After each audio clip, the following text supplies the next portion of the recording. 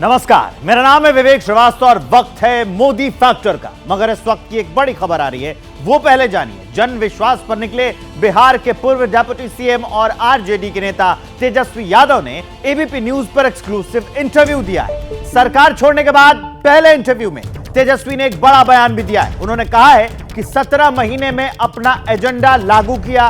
उन्होंने ये भी कहा कि 2024 में ही जेडीयू समाप्त हो जाएगी। बिहार में असली लड़ाई बीजेपी और आरजेडी में है। बीजेपी पर अटैक करते हुए तेजस्वी ने कहा कि वो पहले वॉशिंग मशीन पार्टी थी, लेकिन अब डस्टबिन पार्टी हो गई है। देखिए तेजस्वी यादव का एक्सक्लूसिव इंटरव्यू।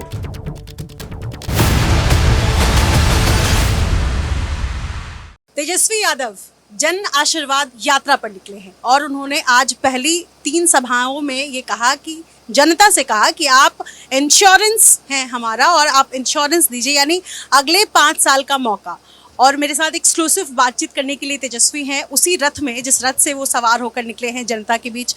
तेजस्वी, किस तरह का रिस्पॉन्स आपको यहाँ जो लोगों से मिला जनता से? पहले मुजफ्फरपुर, शिवहर, सीतामढ़ी, क्या कहेंगे? देखिए, बहुत कम समय में ये यात्रा जो है तय किया गया और एक्सपेक्टेशन से, क्योंकि मैट्रिक का परीक्षा भी चल रहा है, लोग जो हैं उनके घर में बाल बच्चे जो हैं पढ़े जाते हैं, वो सुबह से ये यात्रा थी।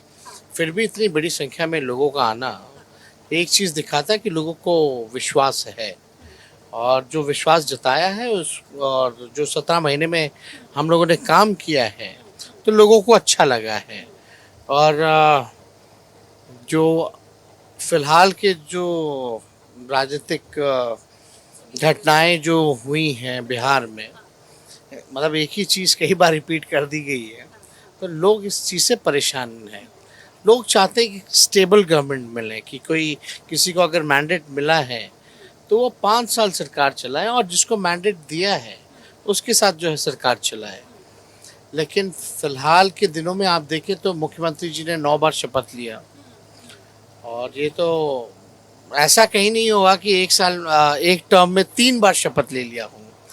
और उसमें ताजुब लगता है कि भाई 3 स्पीकर आ गए, 3 स्पीकर भी 3 बार उन्होंने शपथ लिया, 5 उप मुख्यमंत्री भी उनके भाजपा के हो गए, हमको मिला ले तो 6 हो जाएंगे। तो ऐसा कभी किसी को विश्वास नहीं था कि ऐसा भी होगा। तेजस्वी, मैं लगातार आपको ऑब्जर्व कर रही हूँ जब से गठबंधन अलग नीतीश जी हुए हैं इंडिया गठबंधन से। आप नाराज़ हैं, आपके चेहरे पे नाराज़गी दिखती है, लेकिन आप बहुत ज़्यादा हमलावर नहीं है नीतीश जी को लेकर के। आप उस तरीके का कटाक्ष नहीं कर रहे हैं, आप बहुत ही माइल्ड होकर के नीतीश जी पर हमला करते हैं। इसके पीछे कारण क्या है? एक मोह कहा जाए इसको? नहीं, मोह नहीं, एक रिस्पेक्ट है, एक बुजुर्ग है, अभिभावक है, उनके नेतृत्व में 2 बार हमने ओथ लिया है, तो जाहिर सी बात है काम किया है, तो उनको बोल करके कोई फ़ायदा तो है नहीं। असली लड़ाई बिहार में तो 2 ही खेमा है, एक बीजेपी है, एक आरजेडी है, जो असली 2 ताकतें हैं अगर पॉलिटिकली अगर देखा जाए। बाकी सबका कोई मतलब उस हिसाब का है नहीं बिहार में। तो असली लड़ाई हम भाजपा से लड़ते हैं और भाजपा हमसे लड़ती है।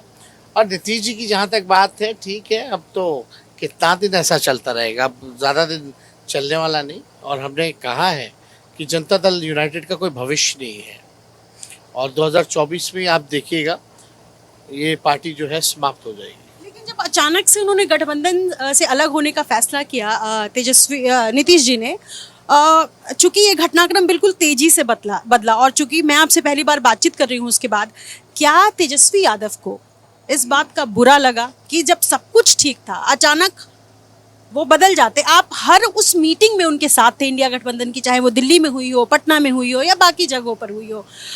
उसके बाद आपकी प्रतिक्रिया मैं चूंकि पहली बार ले रही हूँ, क्या कहेंगे? देखिए, दुख इस बात का नहीं है कि क्या हुआ। मैंडेट जो था 2020 में हमें 114 सीटें मिली थी और 122 पे मेजॉरिटी चाहिए। हालांकि हमारा मानना है कि हम लोगों के साथ नाइंसाफ़ी की गई थी, हमारे वोटों की चोरी हुई थी, ठीक वैसे ही चोरी हुई थी जैसे कि चंडीगढ़ में चोरी हुई। बैलेट पेपर कुछ 12 वोट से हारे, कुछ 50 वोट से हारे, ऐसे 10 से 12 वोट। फिर भी हमारा जो मैंडेट था after all whatever we accepted विपक्ष में बैठने का। फिर भी अगर हम 17 महीने सरकार में आ गए और हमने अपने एजेंडे का काम अगर लागू कर दिया तो आई एम मोर हैप्पी कि जो 17 साल में नहीं हुआ वो कम से कम 17 महीने में हम लोगों ने करके दिखाया। और वही मुख्यमंत्री जी 20 में तो आप उस समय थी, सारा कवरेज वगैरह करती थी, तो उस समय मुख्यमंत्री कहते थे कि कहाँ से लाएगा नौकरी, कहाँ से पैसा लाएगा, ये असंभव है, नहीं हो सकता। भाजपा के लोग भी पहले बोलते थे, लेकिन निर्मला जी आती हैं, अपना मैनिफेस्टो रिलीज करती है, उसमें वो 19 लाख कहती हैं। हालांकि सरकारी नौकरी के बारे में नहीं कहती, रोजगार कैसे वो करेंगी सृजन, इसके बारे में वो कहती है। तो हमने तो जो 17 महीने रहा है उसका काम किया है। लेकिन ये तो कोई बहुत ही महारथी वाला काम तो नीतीश जी ने किया नहीं कि भाई आप जो है कभी इधर आते हैं कभी उधर आते हैं। अगर आपको आना है तो पूरी बहुमत लेकर आओ, अपने आप से रहो। आपको उससे शिकायत है, आपको इससे शिकायत है, लेकिन इस बार तो कोई रीज़न ही नहीं था। मतलब कोई एक ठोस रीज़न तो होना चाहिए कि आप भाई आए क्यों और गए क्यों। आप यहाँ आए क्योंकि आपके पास रीज़न था, आपने जिस हिसाब से लोटस ऑपरेशन चल रहा था, तो इनका कहना था कि हमारे पार्टियों को तोड़ा जा रहा है और एक देश के विपक्ष को गोल बंद करके हमको इनको रोकना है। तो आपके पास एक एजेंडा था और हम नहीं चाहते थे, लेकिन सब लोगों का दबाव था, सारे देश भर के विपक्षी बड़े नेता जितने थे कि भाई जो चल रहा है इससे एक अच्छा माहौल जो है वो बनेगा। तो हमने फिर एक्सेप्ट किया इनको, और लेकिन एक शर्त ज़रूर थी नौकरी वाली। तो उन्होंने कहा ठीक है हम लोग करेंगे। आप आज जिन सभाओं में गए, अब सब जगह आपने कहा जिस आरजेडी को माई पार्टी कही जाती है, वो आरजेडी बाप की पार्टी है, जिसमें आप पिछड़ों का जिक्र करते हैं, बहुजन का जिक्र करते हैं, महिलाओं का जिक्र करते हैं और पुअर गरीबों का जिक्र करते हैं। सवाल ये है कि एमवाई समीकरण को आरजेडी के साथ जोड़कर देखा जाता रहा है और लालू प्रसाद जी के बयान से भी कहा जाए कि एमवाई, तो क्या एमवाई समीकरण से आरजेडी पीछा छुड़ाना चाहती है या कोई और कारण है? आरजेडी ने कभी नहीं कहा कि ये एमवाई की पार्टी है। हालांकि विरोधियों का था कि राष्ट्रीय जनता दल को सीमित कर दिया जाए मुसलमान और यादव में। तो मेरा ये कहना है कि माई के साथ साथ हम लोग बाप की भी पार्टी है। बी से बहुजन, ए से आपका हो गया अगड़ा, दूसरा ए से हो गया आधी आबादी जो महिलाओं की है, और पी से पुअर, यानी BAAP, ये बाप। तो अगर ये माई और बाप में ला लें तो A to Z हो जाता है, कोई बसता नहीं है। तो हम तो शुरू से ही A to Z की राजनीति करते रहे। आप स्टीयरिंग सीट पर थे जब राहुल गांधी यहाँ आए थे। सवाल ये है कि इंडिया गठबंधन में क्या तेजस्वी स्टीयरिंग सीट पर ही रहेंगे? नहीं, हम लोग देखिए जनता के बीच रहेंगे। स्टीयरिंग सीट पे जाहिर सी बात है, बिहार में एक बड़ी जिम्मेवारी मेरे कंधे पे है, तो उसको बखूबी हम निभाने का काम करेंगे। लेकिन हम लोग इंडिया अलायंस में हैं, जो निर्णय अलायंस का होगा उस हिसाब से, जो दायित्व मिलेगा उस हिसाब से हम लोग काम करेंगे। इंडिया अलायंस के कई साथी चले गए, ममता बनर्जी चली गई, खुद नीतीश जी अलग हो लिया। आपको लगता है कि अगर कांग्रेस थोड़ी और सीरियस होती तो ये बेहतर रिजल्ट हो सकता था लोकसभा में? देखिए, 2 बार से सबसे बड़ी पार्टी राष्ट्रीय जनता दल बनी, लेकिन हमने मुख्यमंत्री नीतीश कुमार जी को बनाया। तो जब बड़ी पार्टी होकर के इतना बड़ा सैक्रिफाइस कर सकते हैं, तो और लोगों को भी सोचना चाहिए कि किस हिसाब से सही आइडियोलॉजी के लिए अगर आप लड़ रहे हैं, सही मायने में अगर आपको लगता है कि लोकतंत्र और संविधान पे खतरा है, तो ये बहुत ही छोटी चीज़ें हैं सैक्रिफाइस करने को। सब क्यों साथी छोड़ कर जा रहे हैं? क्या कैसे देखते हैं आप, क्योंकि आप भी हिस्सा हैं इंडिया में? देखिए, सबके अपने अपने रीजंस है। नीतीश जी का रीजन तो मोदी जी भी नहीं बता सकते, और ना ही मोदी जी की गारंटी वाले गारंटी ले सकते हैं कि फिर से वो पलटेंगे कि नहीं पलटेंगे। लेकिन बाकी ममता जी का तो वो कहती है कि वो आपकी बात हुई ममता जी से? फिर ममता जी से बात हुई थी, बात होती रहती है, लेकिन उनका कहना है कि we are enough in Bengal.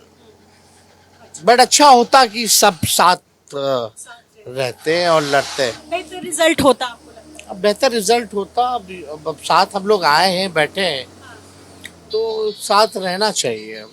जो मेरा व्यक्तिगत मेरी जो राय है मैं वो दे सकता हूँ। और जो पार्टियां आप तो देख ही रहे, कई एनसीपी पार्टियों को जो तोड़ा जा रहा है, और अब BJP has become a dustbin party. पहले वॉशिंग मशीन थी, अब डस्टबिन आ गई। जितने कूड़ा हर पार्टी में है वो बीजेपी में आपने कहा चले कि जा रहे हैं। लालू जी के बेटा हैं, ईडी सीबीआई से डरते हैं क्या? नहीं, क्यों, किस बात का डर है? हम पवित्र हैं, सांच को आँच किस बात की, तो डर किस बात का? वो जांच करते रहे, जांच करते रहे, हम डरने करते वाले। रहे। अभी तो सुनने में आया कि ये लोग जांच करेंगे मेरे विभागों का, तो बहुत खुशी होगी कि जांच इतने अच्छे से करें, कुछ सीखने को मिलेगा।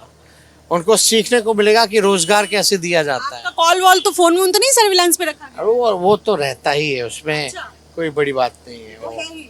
वो है, वो और ये हमेशा से। नीतीश जी को फाइनल गुड बाय कहा है, या आगे अगर आना चाहेंगे तो आप भी कहेंगे कि राजनीति में द्वार खुला हुआ है? देखो, अब कोई देखिए, सच बोले तो नीतीश जी के पास अब कोई विजन नहीं है, और अब उनसे बिहार नहीं चल सकता। क्या पता इसी विधानसभा में वो पलट जाए, आपके साथ आ जाए। ये आप किसी भी जेन्युइनली बिहार की जनता से पूछे कि मुख्यमंत्री के रूप में आप दोबारा नीतीश जी को देखना चाहते हैं, तो सभी लोग कहेंगे नहीं, अब बस बहुत हो गया।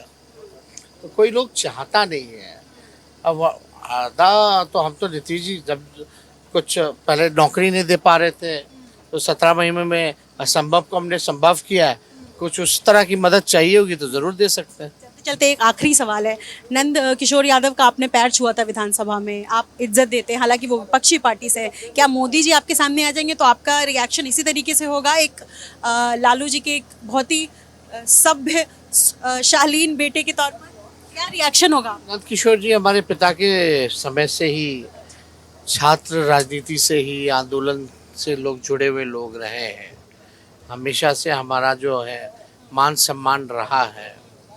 और प्रधानमंत्री जी से हो या अमित शाह जी हो या भाजपा के कई एक नेता, अटल बिहारी जी हमारी बहनों की शादी में आया करते थे, और जब भी पटना आते थे तो हमेशा, या जब मेरी माता या पिता, जब मेरी माता जब मुख्यमंत्री थी, तो गवर्नर भी अगर भेजना होता था तो वो राय लेकर के भेजा करते थे। तो उन सभी महापुरुषों के तो हमने पैर छुए ही हैं। ऐसा नहीं है, पैर छूने से, झुकने से कोई छोटा नहीं हो जाता। ये तो संस्कार है और अपनी इच्छा है कि आप किसका आशीर्वाद लीजिएगा नहीं लीजिएगा। लेकिन उम्र में बड़े हैं तो जाहिर सी तौर पे आशीर्वाद लेने में किसी को हर्ज होना नहीं चाहिए। तेजस्वी एक स्टैब्लिश नेता हो चुके हैं बिहार में, इस तरीके की प्रतिक्रिया मिलती है तो क्या आपका रिएक्शन होगा? नहीं, अभी तो शुरुआत ही है। अभी तो बहुत चीज़ सीखना है, बहुत चीज़ करना है। तो लोगों को अच्छा लग रहा है तो एक आपको हौसला और बुलंद होता है। मेहनत आप चाहते हैं कि और ज़्यादा करें। बहुत शुक्रिया, शुक्रिया। हमसे बातचीत करने के लिए। तेजस्वी यादव जन आशीर्वाद यात्रा पर है और बिल्कुल वही शालीन व्यक्तित्व, और 3 जनसभाएं इन्होंने की है और कहा है कि ये हमारे नेचर में है कि जो बड़े हैं, जो आदरणीय हैं, उनके पैर छूते हैं। और नीतीश जी पर हालांकि अभी भी हमलावर नहीं है, और इनका कहना है कि जो भी चीज़ें हुई वो बुरा हुआ, लेकिन आगे जनता के बीच रहेंगे। अगले 29 फरवरी तक तेजस्वी यादव जनता के बीच रहेंगे और लोकसभा चुनाव सिर पर है, और ऐसे में बड़ी जिम्मेदारी तेजस्वी यादव के कंधों पर। उन्होंने एक्सक्लूसिव एबीपी न्यूज़ से बातचीत की है। अपने स्वयं की विशाल राय के साथ निधि श्री, एबीपी न्यूज़, मोतिहारी।